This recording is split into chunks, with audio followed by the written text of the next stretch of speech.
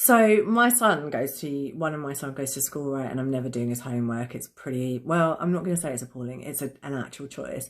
But the teacher made a joke about it the other day about me needing to go to detention. And I was like, still never going to do it. But it's funny, isn't it? Because I feel like there's a lot of coaches out there, trainees and very well seasoned and established ones. This is something that happens across the board, that are really, really invested in clients, like doing homework or doing what they say that they're going to do, right? So in the ICF, we're like not supposed to give homework, actually. You know, you're supposed to kind of take your own responsibility and decide on your own actions and your own accountability. But nevertheless, clients will tell us what they're going to do and then they don't necessarily do it, right?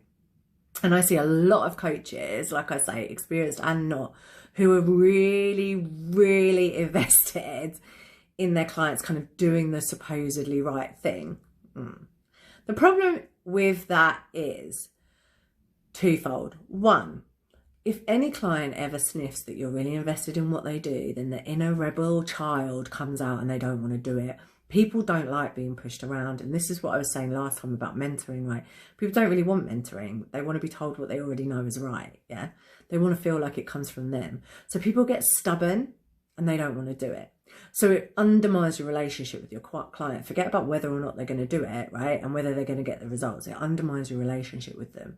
But the second thing is, you know, I worked with someone for many, many years, and she was amazing and got great results. And the reason that that therapeutic-ish relationship broke down was because I got wind that she wanted me to take a specific direction and I didn't feel that was right for me, right?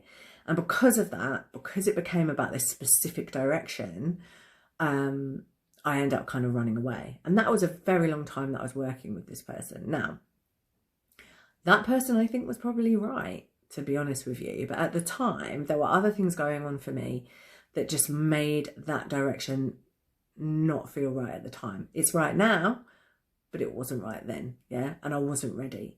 And it made me feel like I was failing to not go down that road. And then other kind of progress that I might have made, I missed out on because I just ran away, because it really like triggered a specifically vulnerable spot in me. And that doesn't have to be something deep. We don't know the things that are going to trigger our clients. And this is the fact. We don't know what's best for our clients, right? And when we think that we do, that is always when it's going to go wrong, and they will run away. And sometimes they might be right. They might actually know best. Keeping that open mind and keeping it open, like between clients, to find out what's really right for someone, instead of constantly being invested. Maybe them doing bugger all is what they need right now. And maybe their subconscious knows that more than you do, right? For whatever reason. And we have to trust that when they're in a specific space, then maybe that's just where they're at. That doesn't mean you don't get to choose who you work with, right? So if that frustrates you, and that triggers you, and that's hard for you to manage, and you like action takers and rah, then by all means choose them.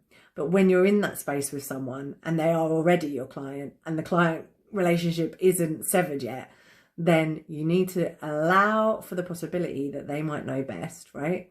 And remove all attachment to what they're doing.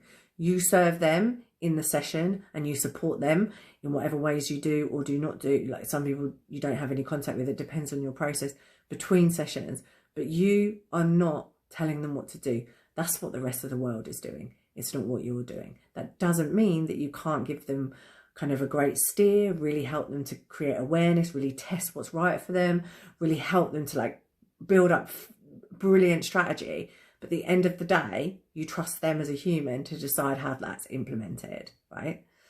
You're not taking over control. That's the difference. Hope that helps.